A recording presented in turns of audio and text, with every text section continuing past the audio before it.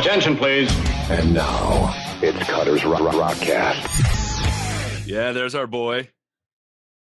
Hello.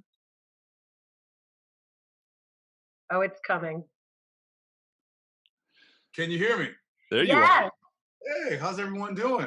Hi. Good, man. Wait a minute. What games you have back there? I forget about Sevendust. Forget about your life. What games do you have back there? Let's see. I have a Marvel Superheroes that has all the Marvel games. I have the Teenage Mutant Ninja Turtles. Right here, I have a Star Wars right beside me. And then over there is Golden Tee. Can I be your kid? Yes. You have a beautiful family. And I respect it. But can I just be your kid for a day? Yes. Come on over. We got plenty of room. How's everybody? You guys look great. What's going on? Thank you, man. Hey, you look amazing. Look at that beard you got going on here. Oh, that's crazy, man. Man, I think the last time we hung out was in the basement there. Oh, I think I know what you're talking about. The place are you talking about the place with the bar stools that you can No. No. The rave? That's been decades. The rave? The rave. Was it? Were we in the rave? Last time you and I hung out. Yeah. We do an interview at the rave in the dressing room. Yeah, I thought maybe that was the last time I got to see you. Yeah. Okay. I think that was still under remodel last time we did that. Yes, exactly it was. Yep. I can't remember who we're on tour with though. Maybe it's finished. Too bad nobody can see it right now. Yeah. Well, it's good to see y'all. Thank y'all for taking the time to do this. Yeah, appreciate it. Oh, are you kidding me? Thank you. I've been in like a grumpy mood the last couple of days, and just knowing that we were going to be talking to you today, I said to Cutter, I was like, man, Lajon just has the greatest energy and spirit. Oh, wow. I just want to soak it all in. Thank you, guys. Yeah, you too. It's good to see y'all. I wish you were able to hang out like in person. Yeah, no kidding. Okay, so like obviously, touring for 2020 has been canceled all around the board. Sevendust has never come off the road this long. You guys got to be chomping at doing something. Absolutely. I believe not just only us, me, myself personally, I can speak for myself. I think there's so many artists out there that this has definitely been a life-changing experience for us. This is what we do, to be out there performing.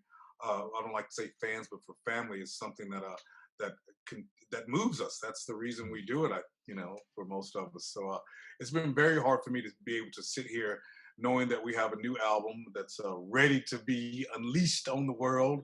And with that, hopefully being able to tour once we get past this crazy time that we're going through, once we're able to be safe. That's the most important thing, because Absolutely. You have people down the street having parties, so kind of slowing everything down.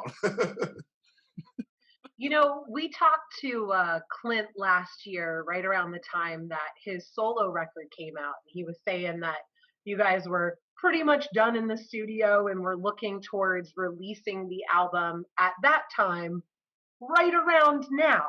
Yes. Obviously, that's completely blown out of the water. Absolutely. Do you guys, how are you kind of navigating through what you want to do as far as the release of the album? What kind of conversations have you been having with it? It's kind of like being on the phone at a round table and everybody talking, and then at the end of it saying, well, we really still don't know what's going on with what's going on in the world. So we could kind of have a certain idea. So all right, so the last time that we had a conference or a group text, we're talking about starting to tour, but being able to tour, and we call it a Nashville Room, where you Thursday, Friday, Saturday, and Sunday. But we're going to be able to do that in towns and cities that are allowing it.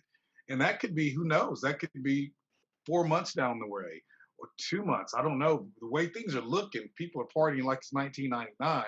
I don't know when it's going to happen, but that's our plan, is to make sure that we're out there, not like you're full on Sevendust banging down the doors and playing in every city every night. But hopefully we'll get to some happy medium where we can come in and do 3 or 4 nights, in different towns that are safe, and we're going and abiding by the right things until we know what's going on with this, Well, that is the weirdest thing, because throughout all this thing, each town, each state, each county within the states, they all have different rules. Nothing is standardized across the country. Nothing standardized even across the state. coming across Wisconsin, you mentioned Milwaukee. Milwaukee has different rules than Madison, than they have than Green Yes. Bay, than Winnebago County, than Wausau, than whatever. It's crazy. Me and my family, we do a nightly drive, is what I like to call it. And if I don't do it, the kids are like, "Hey, Daddy, let's go on that nightly drive." And I'm like, "Okay, cool." So what I like to do though is I like to go past all my favorite restaurants that I'll never probably be able to go to again because people are outside partying inside, full on, no mask, no social distancing.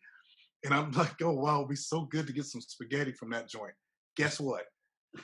Going home to make it. No, so I just can't wait for us to be able to get back to some type of normalcy, Absolutely. Have you guys talked at all? Because I know that, there's a few bands that are doing this. Like Cedar's going to be releasing a new album without tour plans behind it.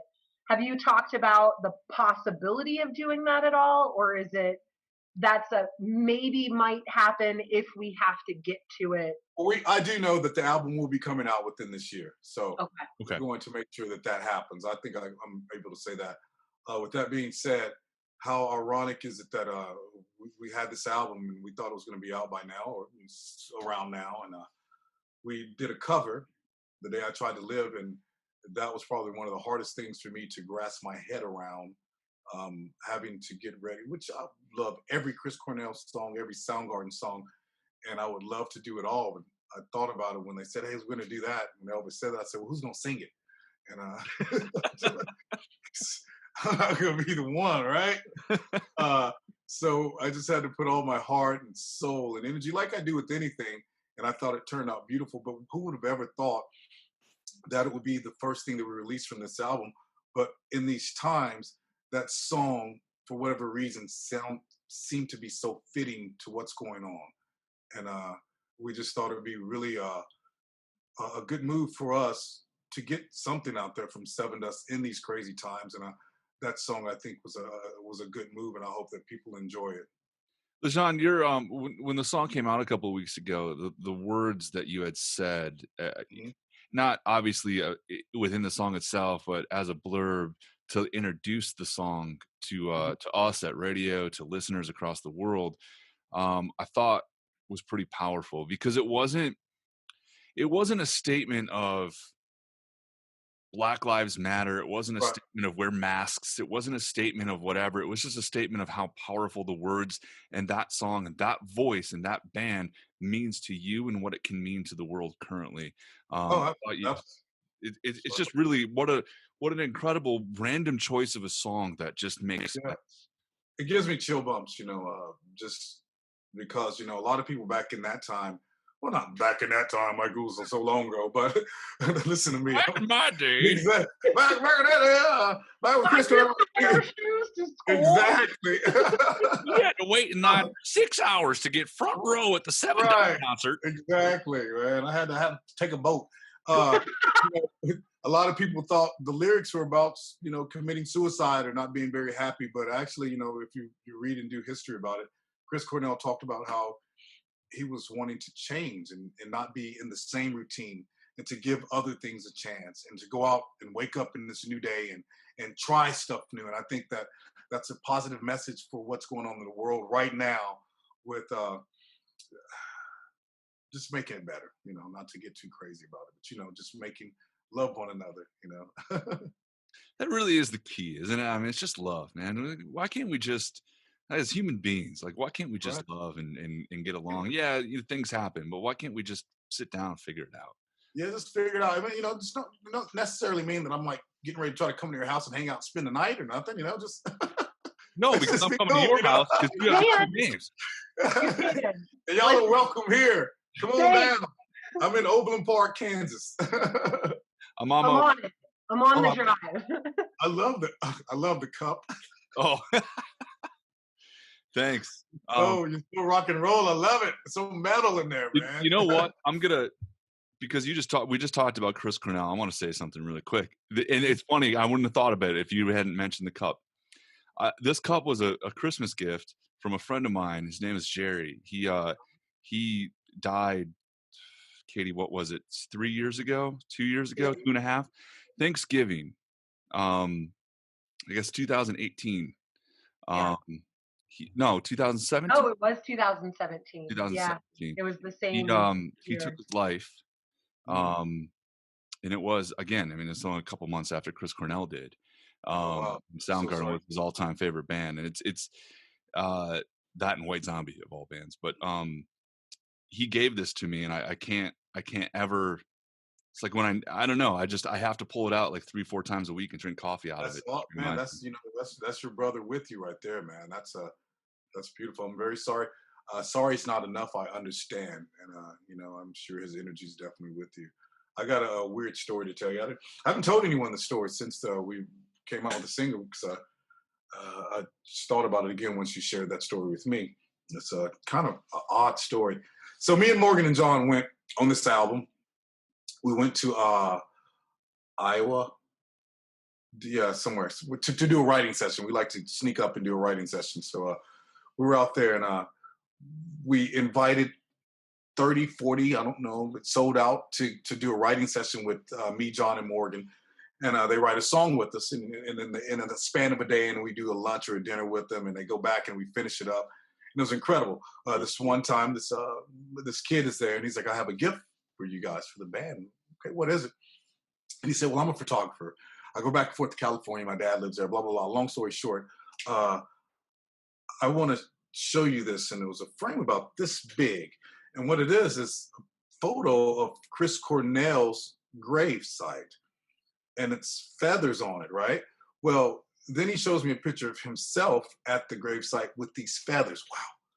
So now he's made the picture of Chris Cornell's gravesite with the feathers that he was holding on the grave and put it inside the little frame and gave each of us one of them.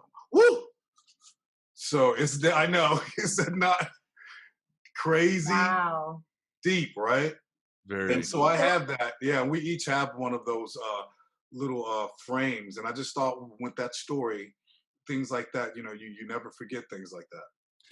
Does it ever surprise you? And I imagine that it would. I mean, 20 plus years of being in this industry, and you have affected so many people. Your music has affected so many people.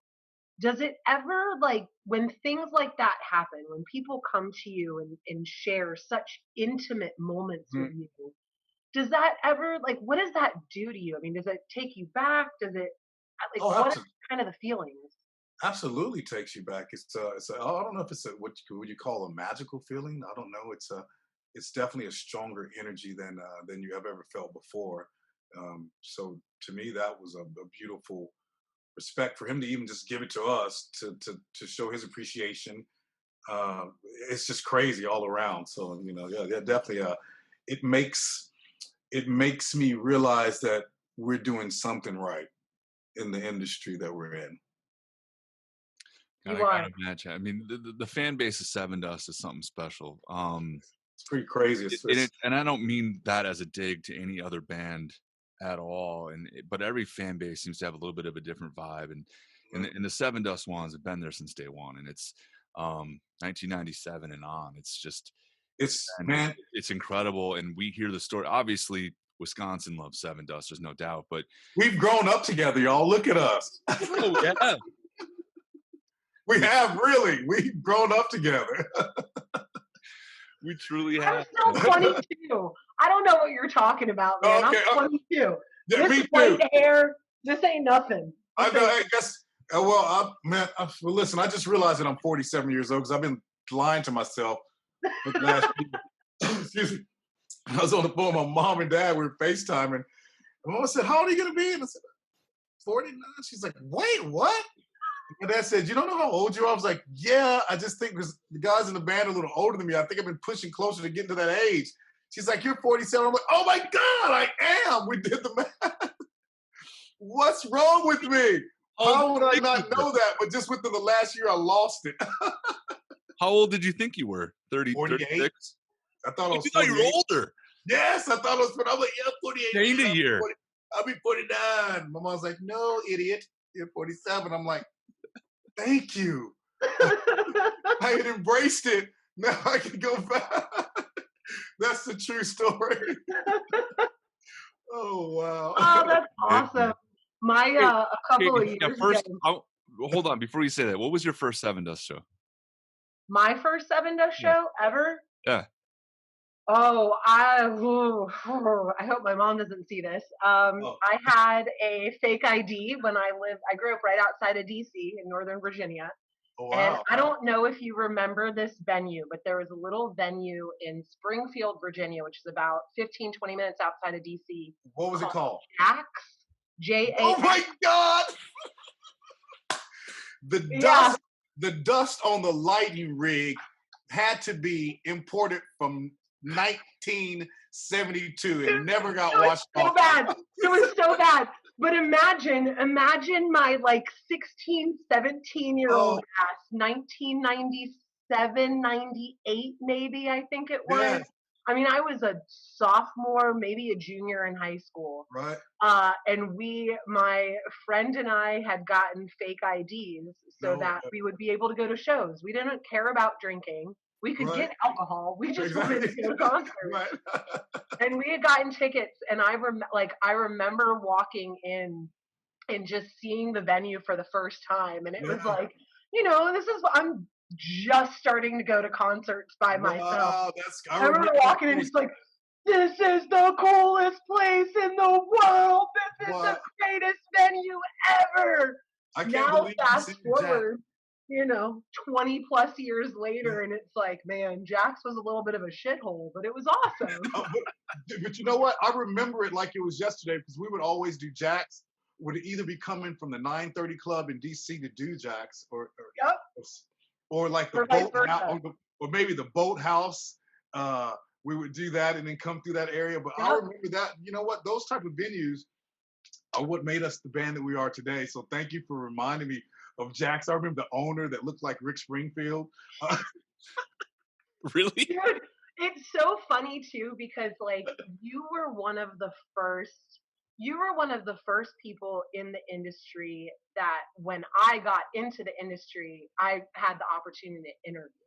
One of the very, very first one, probably like one of my first 5 interviews. Oh, well, probably I had like 2 dreads and everything. No, you had long dreads and everything, but like I just remember you being one of the kindest, most genuine, sincere people. And there's so many moments when you're young in this industry, when you're a baby in this industry, it's a scary, scary business. Mm-hmm. And you're meeting all these people, all these famous people, especially someone that you grew up with, I love Sevendust, like I was a fan meeting you. So I'm coming into this like, I got to be professional, but oh my God, I'm meeting Lajon. Oh my God, Thank you. And you were just like the coolest, most awesome person. And I still to this day remember almost every single minute of that interview. Oh, wow. Still get excited every single time I'm getting ready to talk to you. Thank you so much. Watching your career and who you've grown into over the last 20 plus years, and still knowing that the person I met 20 years ago, that just good-hearted, good, genuine guy is still there. Oh, it's wow. Thank you. Really incredible. I'm actually bitter. Don't call me Lajon Witherspoon. Call me Lajon Bitterspoon at these points.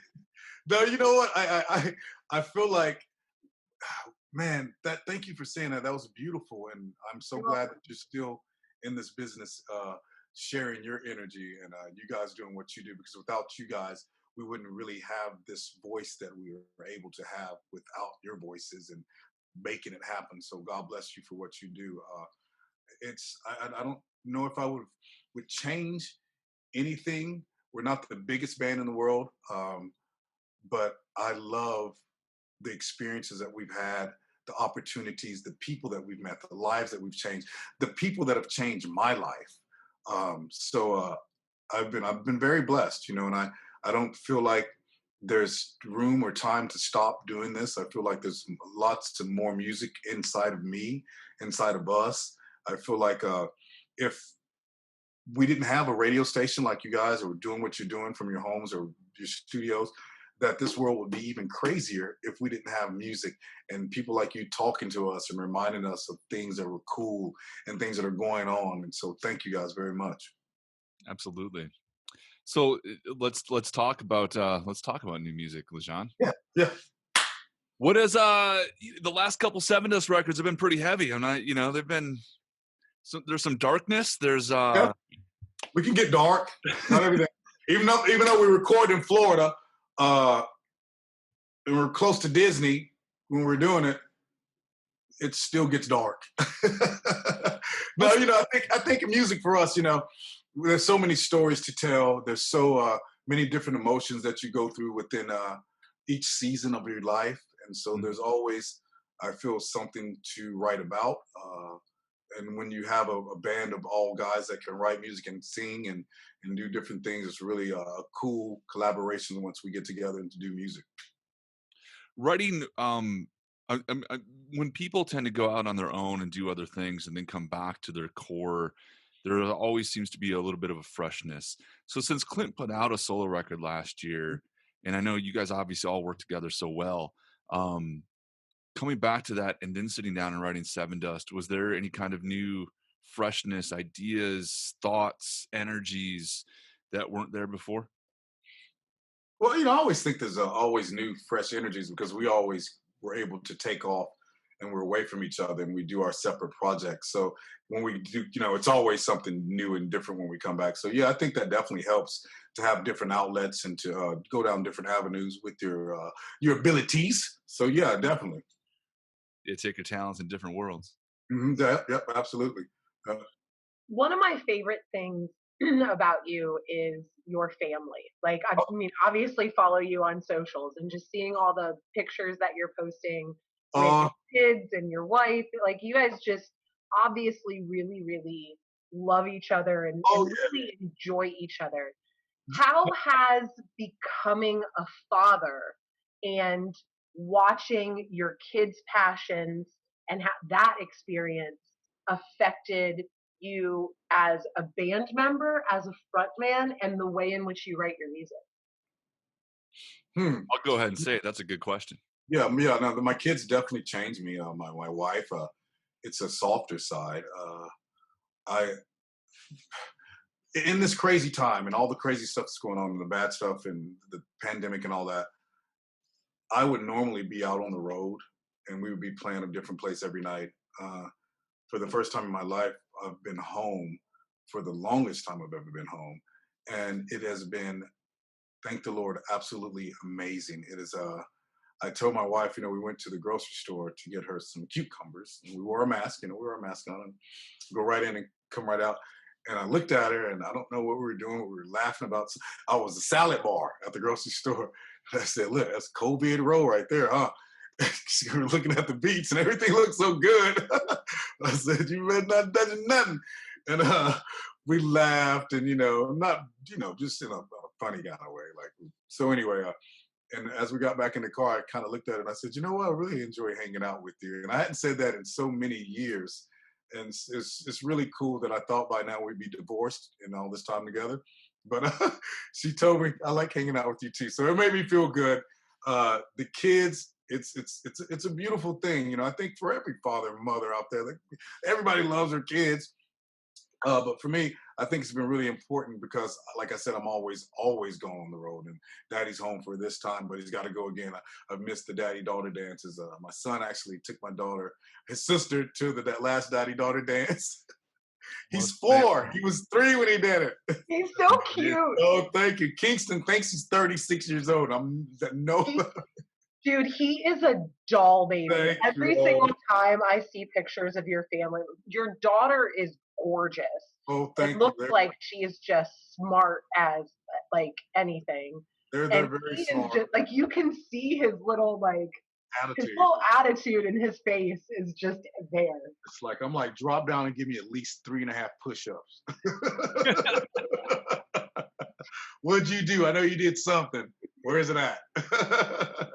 No, but it's been, on that note, it's been great being home, and I do look forward to getting back out once we can get out and be healthy and safe again, and have my kids to the shows and my wife to the show again, and just for us all to be, doing what we love to do. You guys, you still hardcore working out? Yeah, let me tell you. So and I have a reason for asking that after you tell this story. We did away with the memberships at the gym for obvious reasons. Right. we got the Peloton bike. I hadn't told anyone that, which I love. And I have a little gym here at the house. So it's not like I'm throwing stuff around, but I'm keeping in shape. Me and the wife do a 3 to 4 mile walk or in the morning or every evening. And so we're staying in shape and the kids are staying in shape. Last time we said I'm not letting them go on a walk with us because we almost had to get them helicoptered back to the house when it was only a few blocks away. Everybody's red as little tomatoes. It's too hot. I'm like, wait a second. We just walk 1 block. I can throw something to the house over there. If you want to go back by yourself. My wife's like, you can't do that. Stop. I make my we're trying to stay in shape. What about y'all? I make my kids go on bike rides with me, and it's the same thing. We get to the trail. Like, I'm tired. Exactly. To the trail. We're 2 blocks from the house. We haven't gotten to, because about 2 or 3 blocks from my house, there's an entrance to a trail that goes along. Right. It's really nice. I'll do it pretty much every day by myself. And I try to make them go with me. And say, right. And then, so that's the new thing that's going on with me and my wife, and the kids are like, oh yeah, we want to go on a walk with you guys today. And I'm like, you sure? Because it's always like, you don't know. I don't know if we're gonna. It's hot outside. Big stroller. Exactly. The reason I asked that because we're talking about memory lane, and then I'm thinking about how do we stay active while we're sitting at home and we can't go out and do things like we always used to do. I always knew it was Sevendust Day in town when I had to bring 1, 2, or 3 of you guys to Gold's Gym. That's awesome, man. In our older age, everybody's trying to stay in shape and feeling good, man. John is like now like I don't even know what you call it. Is it a triathlete or whatever, where you swim with the sharks, you ride the bike, he's ripped up, ride around in a wheelchair, you do all kind of stuff before the end of it, so yeah, everybody tries to stay. It's awesome though, because it's one of those things that I feel like 20 years ago, that was not the case. Oh, not at all. Ago, you were backstage and it was just everybody was drinking and partying and having a good time, which is still happening. But I feel like the backstage area of any concert, it's like, here's the vegan meals and here's the vegetarian meals. Yeah. Here's the lean meat and here's the, everybody over here runs and everybody over here lifts weights. Well, let me tell you, I still try to keep in shape and stuff, but don't worry, I'm not scared of Taco Bell. I will run to the border occasionally. I'll tell you that. All you got to do is walk it off. It's cool. Just work out. What is your favorite, I shouldn't eat this and I'm going to have to work this off later, but I'm eating it anyway? I don't know. Because my wife says I eat like a bird. But I just got this new Traeger grill was sent to me. And I like to cook a lot. And I have I call it our own top deck garden. And so I have tomatoes, onions, and all kind of crazy stuff growing. And I've been grilling a lot. I've been just cooking. I grill it's a smoker, so I might do breakfast. Just LJ's out there grilling breakfast, but that's something that I get into. I like to cook and have fun with the kids, and I'm really into cooking. It's weird. I get up early and I ask anyone if they're hungry, and they say no, and I still go downstairs and cook breakfast. So I'm looking at my calendar, and I'm free the first weekend in August. Let's go. Come on, bring it. Yeah. All right. Let me tell you about my Traeger grill. You guys make me feel like I'm with family. So an advertisement. I got this endorsement by Traeger Grill, which is incredible. I don't know how. I have this lovely lady that works for me, Giovanna, hooked this up, and so hey, they're gonna send you a grill. I'm like, oh, great. I'm sure it's gonna be a regular size grill. I'm gonna move my other one that's really cool, but I can't wait for this grill. It's a smoker. We have to. I thought it was weird because we had to make the appointment for this to show up. I'm like, okay, that's FedEx is making an appointment to show up. So, okay. Well, I hear this boop, boop, boop outside the house, and I look out and there's a semi outside my house. I'm like, wow, that's big. So old man gets out of the back of it. He walks up with a little pad. He's like, hey. I'm like, is that my grill? I'm like, yes, sir. Where you want it at? I was like, right here on the front porch is fine. So I'll just take it to the back side of the house. He's like, where you want it at? I'm like, he's like, it's not gonna fit there. I'm like, what do you mean, sir? And he starts walking back. He's like, how about I put it in the garage right here? And I was like, well, that's fine. I can put it together there, right? He's like, yep, it's 310 pounds. I have video of, I said, what? And he takes it off and he said, and I said, oh, okay, well, what about the crate that you brought it up to the house with? He's like, that's yours too. See you, have a nice day. And I'm sitting in my garage with this 310-pound Traeger grill, wondering, how am I going to do this? I thought it was a regular size. This, I can start a restaurant up in here. No, but let me tell you, it's the nicest thing I've ever gotten as a gift. So it's, I thought I'd share that story with you. But he's like, you could probably get John over and he can just carry it. I actually did it. Me and my wife did it ourselves. We put it together and took it to the back. Yeah, it was nice. So that's what I've been doing at home. Nice. Are you guys doing any acoustic live streams? I mean, you guys, have you talked about any of this kind of stuff? So I know that they're talking about, which we're talking about, and everybody's talking about. We're just trying to figure out to do some type of streaming, a streaming concert, which I think is something that's really cool that we're looking into. Trying to find the right venue, trying to find the right time to be able to do it that are allowing it in the towns, because some of us might not be able to get up out of town with all what's going on. But yeah, that's definitely something that we're talking about doing in the future. I know, like I also said, the Nashville type of tour with the Thursday, Friday, Saturday, and Sunday, hopefully that'll happen. But I do know that we were booked to play with Steel Panther in Australia. That got canceled, but we rescheduled it for February of next year. And I would hope that we would be able to do that, just because I know it's just, I love those guys. And then I would imagine it would be incredible to tour with them here in the States too, but to do it in Australia and over there is going to be really cool. But I would like to be able to bring something like that back to the States once we're able to do that too. I would go to that tour. I know. They're not going to let us over there at this point, but it would be so much fun over there too. And Steel Panther, they just bring it. Oh, they really do. I mean, talk about a tour. Like Sevendust on the road, and then Steel Panther. Like, I'm there. It's a beam me up. It's a good time. I start my I have an hour of my show. It's called The Loud Ride, and I start it every day with their "What fucking day is it?" Did you see that I did a Wednesday? I did. You did do a Wednesday. It was. I was at my bar. I was at my bar, and it was in the morning when I did it. And what was funny about it, I was like, I gotta think of something cool to do. And I said, oh, we got that Metallica whiskey, the blackened. And I said, get me a bottle of that, and I'll just have it. And that was a mistake to do it like 9:00 in the morning after I did that show. You didn't see the rest of the video, but I fell out of that bar stool. I fell out of that bar stool right after I drank that. The wig fell off and everything. Like, oh my God. I was not ready for that. I could do a shot of Jaeger in the morning, but wait a second, man.